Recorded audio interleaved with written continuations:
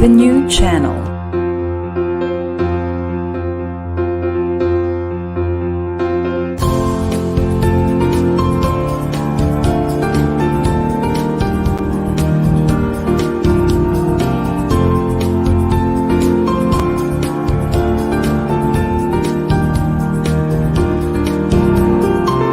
The new channel. Hashtag TNC Now.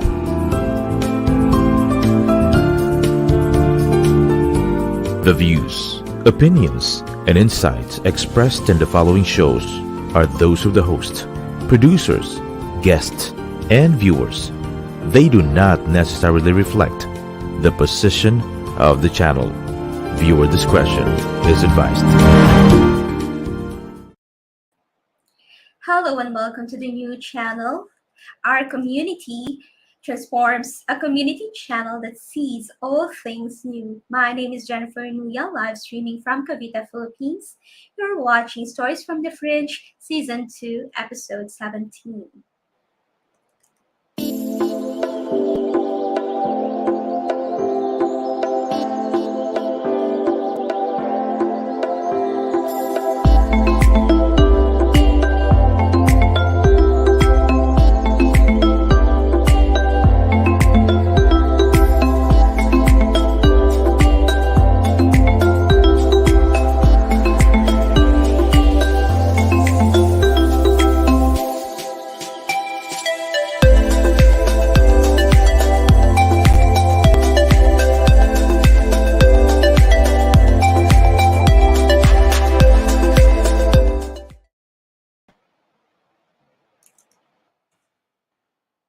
Please let me know that you can hear me well by typing it in the comments section where you are joining us from today.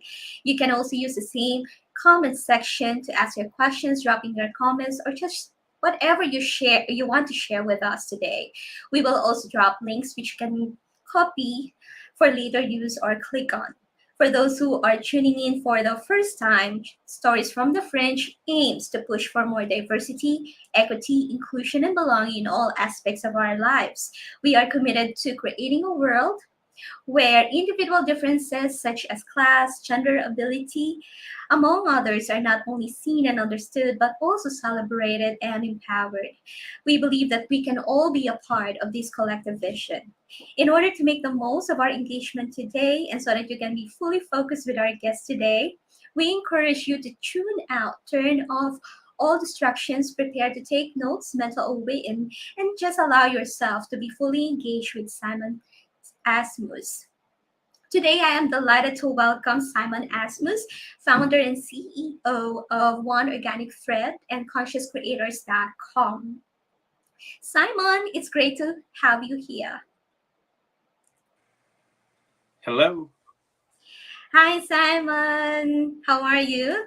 I am fantastic. Thank you. Yourself? I'm doing great. Thanks for asking. Can you please share with our viewers a brief background about yourself and your role in Conscious Creators? Yes. It's Earth Conscious Creators, so Earth in front of that. And Earth Conscious Creators is a new movement here that I'm just beginning.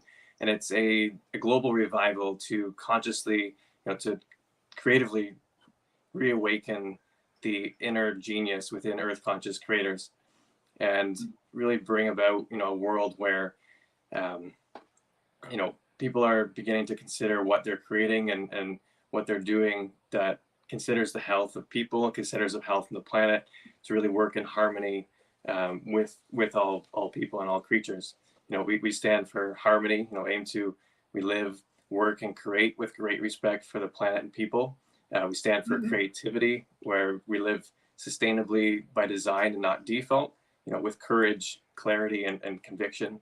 And we stand for curiosity, lastly, just really to get to the heart of the matter, and with a sense of wonder, play, and positivity. Thank you for that. And can you please share us your career journey? What was the impetus for the creation of this Earth Conscious Creators movement? The beginning, it's kind of been like life beginnings, because art has been something that was just ingrained in me as a child, was really encouraged by my parents, and it was just always creating something. And Mhm. throughout my life, I found that I was drawn to whatever it was that I was doing. I was doing so in a way where I was able to express that creativity. So I found, after graduating from Queen's University with a Bachelor of Fine Arts honors degree with a special field concentration in printmaking and sculpture, I ended up in landscaping, and then into personal training and group exercise instructing as a fitness instructor. And so that I found I was more like helping, facilitate or sculpt bodies at a certain point. And along that journey, a client of mine had actually kind of brought up an idea with uh, being into a clothing Mhm. company, and him and I started a clothing business, which is like in a research athletic inspired brand. Along the way, while we were developing that, we had several projects on the go, from house renovations to just the regular work stuff, extra things outside of there, just coaching, just lots of learning things that was happening.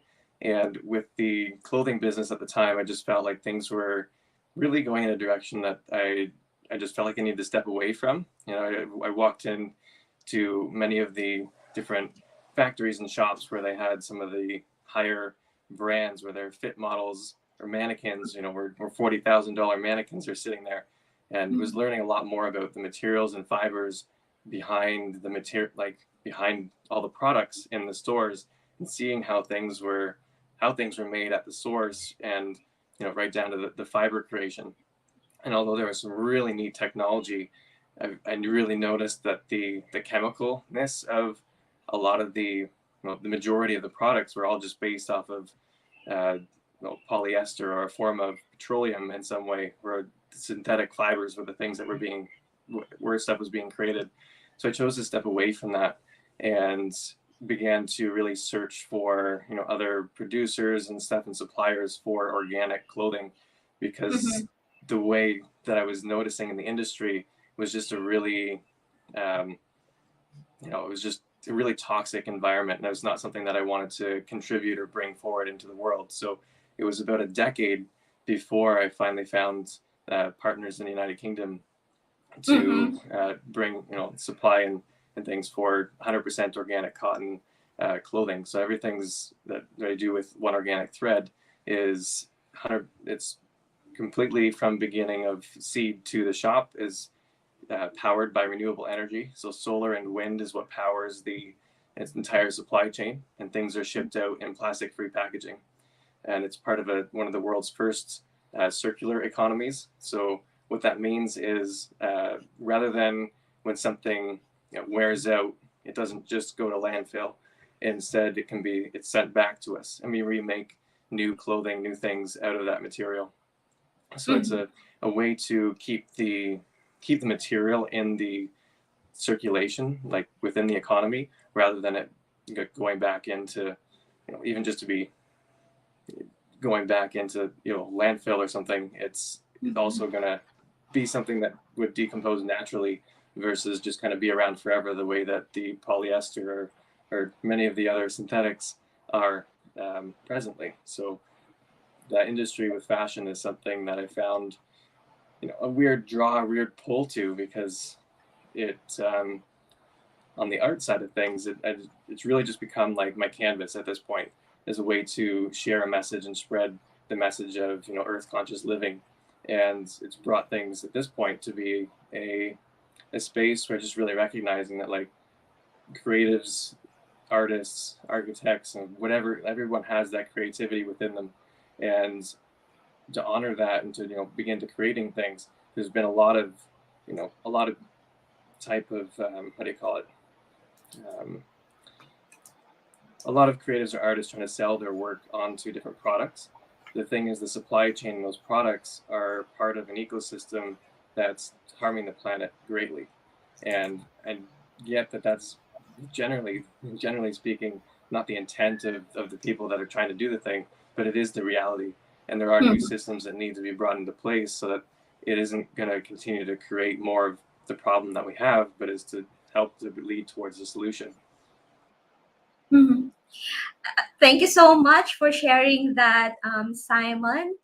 I love the idea of circular economy. So you highlighted that these materials are used from organic material, right? So I would presume it's cotton, no polyester, no other synthetic materials, no microplastics that is Right. harming the environment. And number two, you also highlighted that the factories where these materials are manufactured, they use solar and wind power. No Yes, fossil fuels that will pollute the environment. And then, of course, because these are organic materials, they will not harm any living creature, right? yeah. So So I would it's also assume there are no synthetic dyes, no synthetic, there are no pesticides, herbicides, or whatever that are used in growing the material. That's right. It's certified GOTS organic. We're also certified with Carbon Trust as carbon neutral. It was just a recent certification this last year, and that goes too for our website. So like, it's actually purchasing from there and buying clothes from there is actually making a better carbon impact in terms of like reducing the carbon footprint by purchasing and using our stuff. Because we Mm-hmm. do, rather than, commonly in the industry within fashion or within, running sales, it's common practice for people to, or brands or companies to discount products and discount by a dollar amount or a percentage off.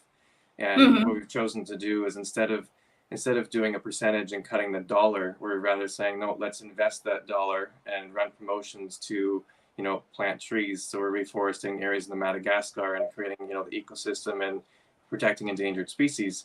Mm-hmm. We do that as well for cleaning up ocean-bound plastic. So we run like a 1T, 1 kg type of thing. We're, cleaning up the plastic so the beaches aren't, gives a chance for turtles and other wildlife to be there, and to also clean up the plastic in the ocean, because there's significant.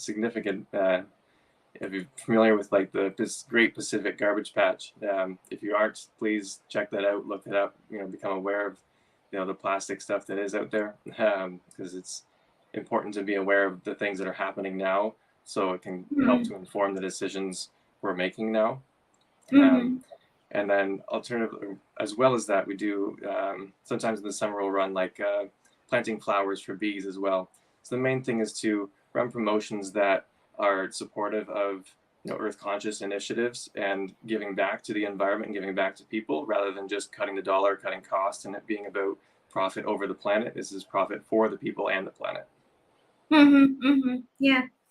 Thank you for emphasizing that, the need to clean up the beaches and how One Organic Thread is helping in that cleanup drive, because there have been some reports. I saw this on the internet that some sea creatures, like 400-year-old sea turtles and also some whales, they they um they beached some a whale was beached because apparently when they opened the stomach of the whale, they saw lots of plastics.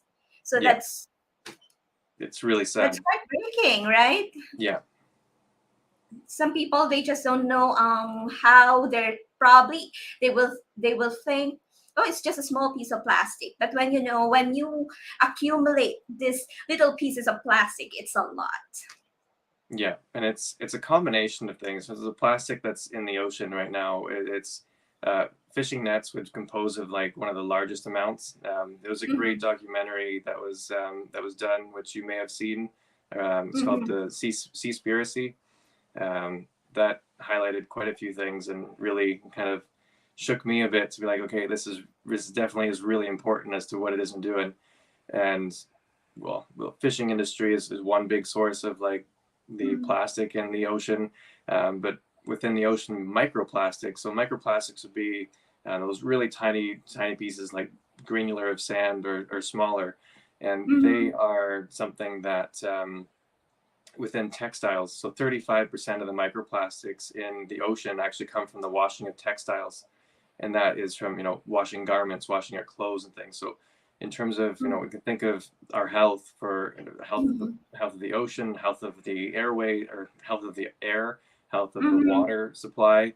Um, within ourselves too. Like our skin is the largest organ, and if we're wearing stuff that's, we're basically if you check the tag in your clothes right now, does it have polyester or acrylic or some kind of lycra or some sort of synthetic material? Like you're basically plastic wrapped in the garments, right? So, and then we may become anxious or kind of agitated, not because of something else that's going on, but just because our skin, our body is not able to breathe. So it's important to be wearing, natural breathable fibers that our body's able to breathe as it does, and not restrict that. Yeah.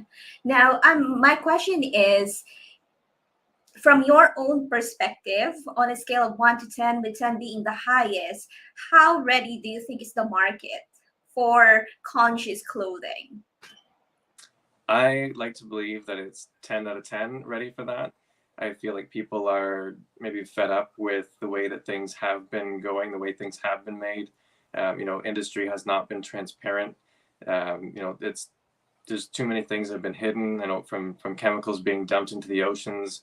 At this point, there's some, bodies of water that are just completely toxic to the point that there's no life in them anymore.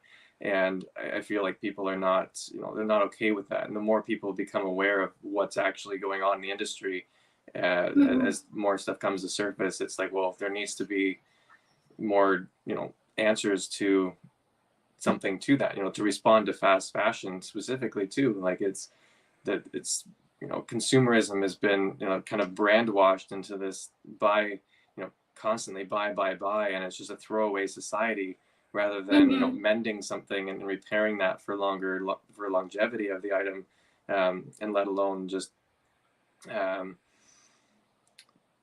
to really consider how it's been made from the beginning to the end, and what was the impact, not just the impact on the impact on the environment, what's the impact on the workers, the farmers that have been growing that, if those are natural materials, to really consider that entire supply chain from the beginning to the end, and what that is. Because at this point, most of the stores, like, to buying a t-shirt for when they're, if they're on sale, and you buy a cheap one, say for $10, and that $10, that went to fund the entire system. And so the person who made that or embroidered that or was involved in that creation process, really, they weren't compensated at all. And the company that was of that $10 made, maybe 60% of that profit. So there's $4 then that goes to that entire chain, and it's just pennies based off of what actual work went into that, and the conditions and where things have been made. So much of it has been outsourced to other countries, and then just profited outside of that. So there's been an unequal kind of balance within how things have been operated and how things have run, that I think people, as they become more aware of this, they don't want to support that. They want to support things that are made well, things that are made with everything taken into consideration, and transparent about all of that, because that whole message really matters, and that they're, whatever it is that they've got on their back is something that's, supporting a better future, and not, going back to old things. I love that you pointed out the traceability. For me personally, there were some, I will not name the brands, but I have stopped following them years ago because I read some news reports that they sell for really exorbitant prices. But when you look at the origin, some people are underpaid, and some of them, they even employ young children, when these young children should be in school, having good education, so that they can come out from that cycle of poverty. So I like that you said that. And I also love that you said that about the problem with fast fashion. There were also some reports of high name brands that they every season they churn out. They churn out clothes for every season, for summer, for spring. And sometimes when these clothes are not sold, instead of giving them away to charity, they just put them directly to landfill. Again, exacerbating the problem with the environmental problems. Now, you've mentioned about circular economy earlier. Let us go back a little bit on that. So, what is the difference between recycling clothes and all between recycling clothes and circular clothing? Yes. So the difference is the end result. So the end result with recycling is still the landfill. You know, and a lot of things, you know, like this really does kind of irritates me with respect to sustainability and products being labeled as sustainable, because there's a really, you know, really muddied space there. And what I'm referring to here is muddied in a sense where, you know, recycled polyester or recycled, and seeing that as a sustainable option, it's actually from recycled plastic bottles and not from clothing.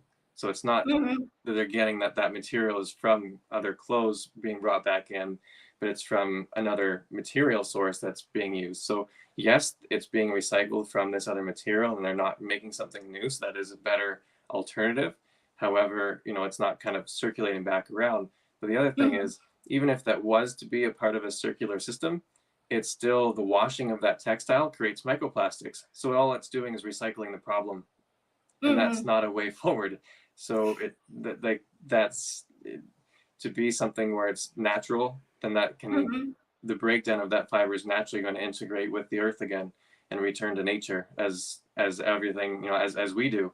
You know, that's what all things should be, and not to be something that, you know, we don't really know what the life cycle of plastic is. There's been things that have said it's maybe 500 years or whatever, but we don't know that because it's not gonna, you know, it was around, it's all this stuff really started in the Industrial Revolution in the 1940s, and it hasn't even been 100 years. We do not know what that effect has had, other than seeing the aftermath on other species. And, you know, there's like 50% of species that we are aware of have become extinct at this point now, and it's just so you know, the damage that we've done is something that, you know, from a creation point, it's really important for, you know, not just, you know, well, for creators, for engineers, for people that are designing the systems. In terms of like who is that's creating, like every single person has a role in creation of something, and whatever it is that we're doing is either creating something that's good for ourselves and good for the planet, or it's for the opposite. It's for destruction and for the toxicity. And the great thing is that we have a conscious choice that we're able to make, and we can do so when we're aware and informed. Okay, so you seem to me, Simon, allergic to plastic. So I would like to ask, how about the packaging of your clothing? I would assume that, again, you also shy away from using plastic. Yes, there's zero plastic involved in the process. So it's sent out in a paper mailer bag that's a ripstop splash proof mailer bag, and it's something, there's a design on it is on there that can be colored in. It can be used as wrapping paper. You know, it can be utilized after that, and if not, you know, it can be put into recycling within the cardboard type of, or it can be also added, you know, to a garden bed or into however that may be, to return it to earth.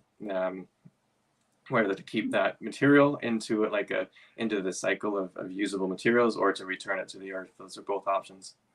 Okay, so you mentioned earlier that if the clothes were worn out already, they can send it back to you, and then you can also recreate it into a new materials. Now, my question is, how many times can a worn clothing be sent back and then be recreated to another material? Yeah, so with that, like, naturally there is a breakdown of materials. So it's not like things are just indestructible or like indestructible. So with this, like what we do is there's the new material, or like the remilled blend, is a 50% of recycled material and 50% of virgin organic cotton. And so it's with that blend. And so that blend is what keeps the integrity of the material and the fiber for the weave. And if something is like further along gone, then it is also made into like cotton paper and other materials. You know, there's so many things that can be done with that material as a source. So the pulp is none of it's ever wasted. It's all just brought back into the system to be made into something, whether that's into something that's a wearable thing, or if it's something that would be, you know, in a used in a different capacity. Mm, that's wonderful. Fantastic. Yeah. All right. So perhaps at this point we can go on a short break, and later on, when we come back in a moment, Simon will share with us how his work in One Organic Thread, Conscious Clothing, ties in nicely with his work in conscious coaching.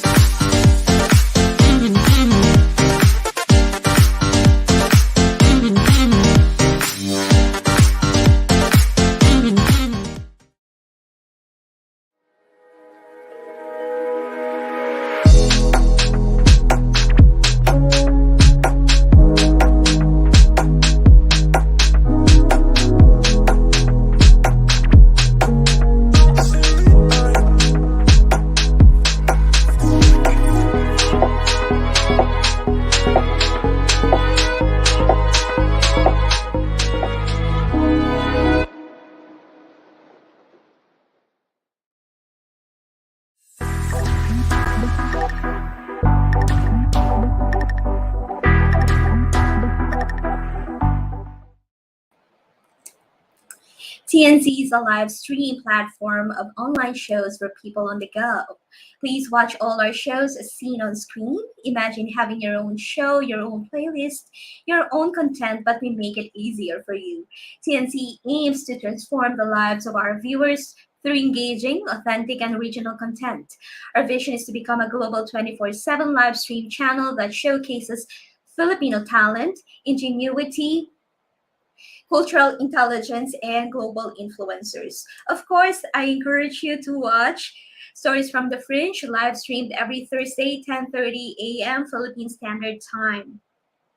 You can watch live or on replay via Facebook or YouTube. Follow us on IG, listen to us on Spotify or Apple Podcast. Just search hashtag TNC now. For sponsorships, please email now at newchannel.com or send us a DM. Enjoy these life-changing shows because we made them just for you. Before we went on a break earlier, we were speaking with Simon Asmus, the CEO and founder of One Organic Thread and Conscious Creators Movement. So, Simon. Hello again. Good to be back. Hi there again. All right. So now I'm pretty interested in knowing how conscious clothing, circular clothing ties in nicely with your work as in conscious coaching. Yes. So the coaching is a space that, well, really to find people either moving through career changes, life transitions, or creative blocks. To help. The coaching is really to help people navigate, and a lot of times to bring or invite creativity back into their life again in some way, shape, or form. And with that, there's a beginning process, and I'm going to be very soon going to be launching a conscious creation workshop. And in that workshop is something like we'll learn how to uncover your comeback story through color, rediscover your core essence, and really gain clarity, understanding, and finding the inner peace. So it's what it is basically is there's a tool, there's a tool that developed about 7 years ago that I've returned to, and I use it with coaching, and I use it with just a lot of the creation process that I do. And it's something that went through a time in life where my values were really brought into consideration. I was working for this one company, and just personal events happened. Combination of wife at the time experienced a concussion, and I was also let go from that same place within within a week and a half. And what I noticed then was that the core values that this company held as important, things like integrity, things like honesty, things like caring, but these weren't things that that I could see them leading with. This is actually completely opposite to how they just treated the situation of what had happened.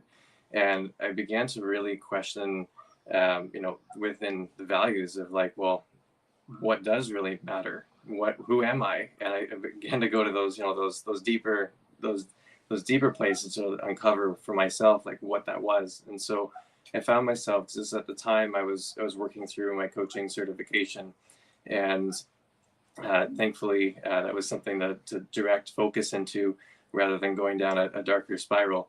And what came out of there was I found that I was really just experiencing different either personality or personality type tests, or values assessment things. And what I noticed was that every single version of things that I went through had a system that was pretty much largely based off of a judgment type of evaluation system. And especially when that comes to values, it's this is completely opposite. Being guided or asked to kind of narrow things down to your top 10, your top 5, your top 1, and do so in a way where you're comparing them, and or one's better than another. I was but this is completely opposite to what that. I see values as things that are, it's a matter of what's appropriate in the moment, and they all have an equal value, and it's a matter of how we're integrating them into our life and utilizing them from situation to situation, and not that they're one better than another. And so what I noticed within that was this: there's kind of this gap of a lot of systems or a lot of programs out there that are more or less trying to offer, basically a box or a category for people, and get, maybe you're given a set of letters, or you're given a certain archetype, or you're given a certain kind of box that you're put into, and yet, you may go through that process and find through the questions that are being asked that there's some questions there that maybe are kind of you could really go 50-50. And in those questions, I found I go through that system again, and I'd answer that, and I would just be given a new box, even giving those different answers. Both of those boxes, they would resonate with me, and there was some value to them. There's lots to learn and lots to utilize, but I still was kind of wondering the same question of who am I and what mattered. And so with that, really going deep into those values, I did, my background in art was to begin to turn things on different angles. I'd turn the canvas on its 90 or 100 degrees and just kind of see things from new angles and new perspectives, or sculptures, turn them multiple times throughout the creation process from different perspectives, so I could see things from whatever angle to help resolve it to come through. And so I applied that strategy to Mm-hmm. personal values, and I began to associate and incorporate color into that. And then rather than going through a judgment-based like list type of system, I created basically a shape or tool that Mm-hmm. goes through, and the result of it reveals at the end the central element, or like the core of what underlies one, like just what's important, and underlies like why we do what we do. And so Mm-hmm. from that, we can go out into the world when we're aware of what really matters, when we're aware and know ourselves at a higher kind of level, and we're constantly growing in that space. Then we're able from that space to live and really make better decisions going forward. So within the Mm-hmm. coaching, that's where I begin with people, is with this tool, to begin to unearth like those questions of what is it that really matters, and the who are we kind of aspects, and to bring that into into the creation process for our own life, and to help people really begin to see that, like, we are a creator of our own in our life. We're not the we're not the artwork, we're the artist. We're not the sculpture, we're the sculptor. We do have the decision, or the conscious ability, to make choices about what we're doing and how we're interacting in the world. We have an ability to make a change. And so it's really to help empower people to recognize that they're not subject to the conditioning or things that may have been there at the very beginning, but they have an ability to rewrite what their story is, and to make it how they want it going forward. Mm-hmm. Okay, so many gems that that you're dropping here, Simon. I love it. I love it. All right. So you mentioned here that we have been conditioned, we have been put in boxes, and there have been labels put on us. And I would agree with you. Ever since we are young, there have been labels put on us, like in a family. Oh, you're the smart one. You're the cute one. You're the precautious one, right? And it's very true. I 100% agree with you that we are creators of our own lives. We have the power to own our, if there will be someone who would put label on us, it is us ourselves, right? So we can Yeah. rewrite our own stories, especially if we do not believe that the labels put on us resonate with us, right? We don't identify with the labels or the boxes where we are put in.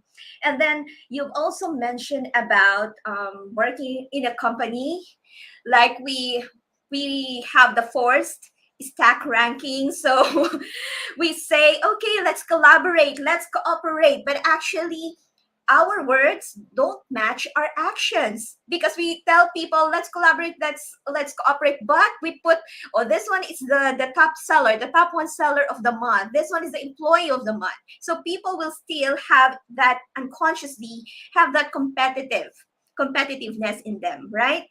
Right. So yeah, I understand. I understand the cognitive dissonance that you experience when you were working in the corporate.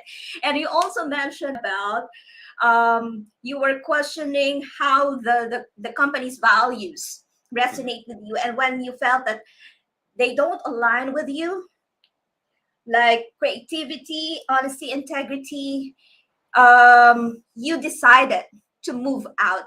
So kudos on that, because years ago I decided that yes, I will only work with organizations and people whose values align with me. Now, you mentioned that we are creators of our own lives, but for me, being a spiritual person, being brought up in a Christian household, I would like to say um, co-creators with the divine, co-creators with Yes. God, because I believe that like a watch, the watchmaker knows what is the purpose of the watch, right? So I believe that God also knows, first and foremost, knows what my purpose is. So I would align with him also before I do anything. So pray. I pray for guidance before doing anything. Yeah. So you mentioned there are three good questions that you pointed out for anyone who is trying to become a conscious creator. Who am I? What is my purpose? And why do I do what I do? Yeah, those are very good questions. Now, what I have realized listening to you is at every stages in our lives, we can have different purpose. For example, your purpose in life at age 20 will be different from your purpose in life when you reach 30. And of course, it will be different with your life experiences, right? With the changes in your environment.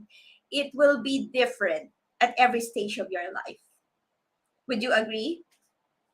Yes, I can agree to that for sure. And there's throughout that process, there is something of a common thread that weaves throughout that whole journey.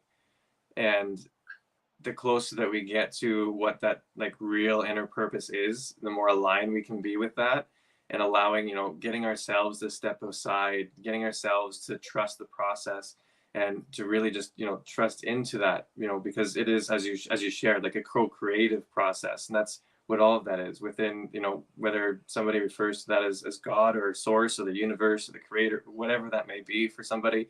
That's something that is how I feel like anything that I create in terms of, anything like artistically, or whatever messages or poetry or things that come out, like, I don't believe those are mine egoically. Like, they're not, like, they're moving through me, and it's a message that's here. I'm just here to help that come forward.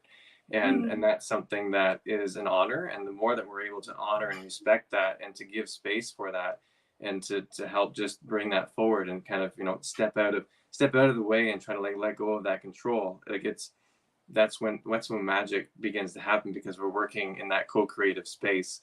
And that's where, real solutions come forward. And it's definitely much easier said than done. I'm sure you have been in that space of just, it can be easy to get trapped in those things. It can be really easy to go down that spiral, or to get stuck in our head, or to really, get triggered in ways, where the unconscious conditioning comes back in, and starts Mm-hmm. to kind of, try to lead forward. And it's like, no, no, no, like, take a moment to breathe. And we need to take care of those underlying things that are maybe causing triggers to that.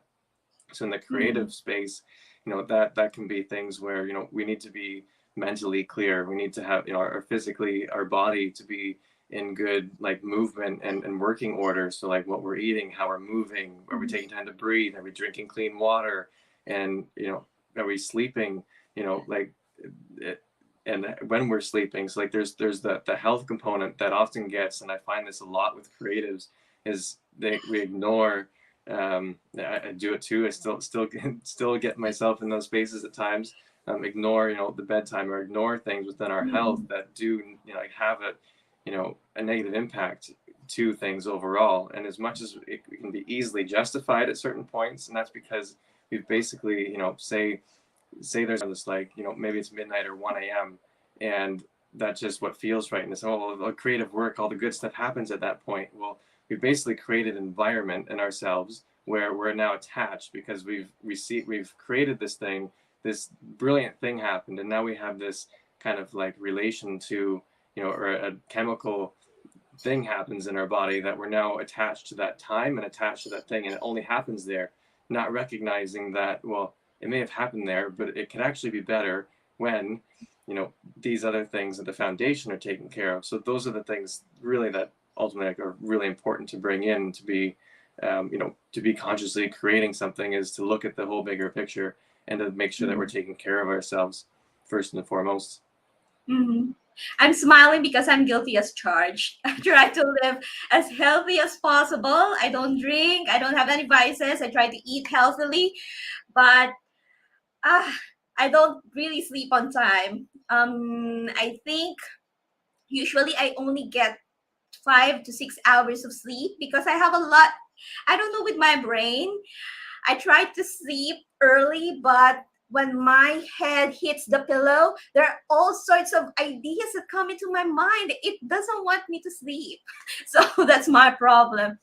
But at times, I know that I need to be stronger than my mind. So I try to listen to some meditation music, some soothing music, so that my brain will tone down, and I try to lay down on bed at least 1 hour because I think that that helps because acclimatizes your brain that, hey, it's time to sleep now.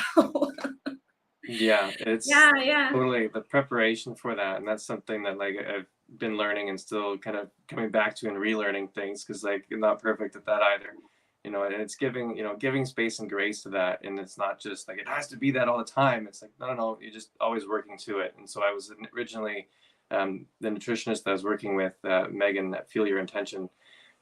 She had me really begin to begin giving myself permission for those things, and like just 15 minutes earlier, and just do that throughout. Maybe it's just 1 week at 15 minutes, or just one night to the next night, and just getting to that point where you're getting to bed earlier, because those things, and it's the preparation for bed. Like a great day starts with a good night's sleep. And so we need to do things before the morning stuff. We need to do things at night to prepare ourselves for that next day, so that we're able to show up and be there and be just on point and be able to get things done efficiently and effectively. Correct. This has been a wonderful discussion, Simon. Thanks for sharing your background. Thanks for sharing yourself with our viewers, what you do. Really fantastic, significant contribution that you're doing to make our world, our environment sustainable. Now, I'm interested to know your thoughts on these questions, because these are the questions that we ask our guests on the show. What is your idea of a diverse, inclusive, and equitable world for us all? Yeah, with that, my idea with that is, I guess first and foremost, just to imagine the future the way you want to see it.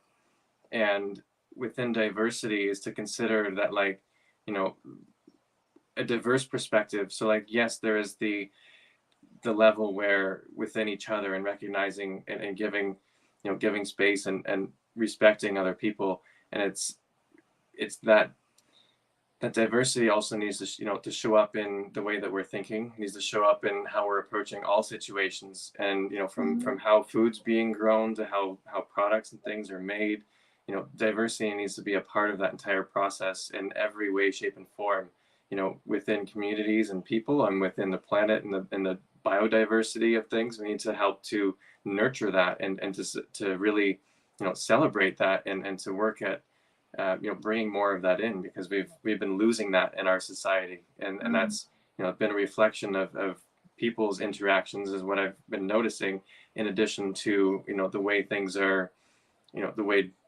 perhaps in agriculture, or within even just growing the cotton crop. Like, if something isn't being rotated or isn't being worked with nature, then we're going to lose that. And we're getting to that point where we're in a really scary place within the soil health. And that's something, first and foremost, that like the diversity in our soil really all comes down to, that's how we do one thing is how we do everything. Something that's been, shared before. And that's really stuck with me at that level, because diversity in everything, a lot across the board. It's not just in one area.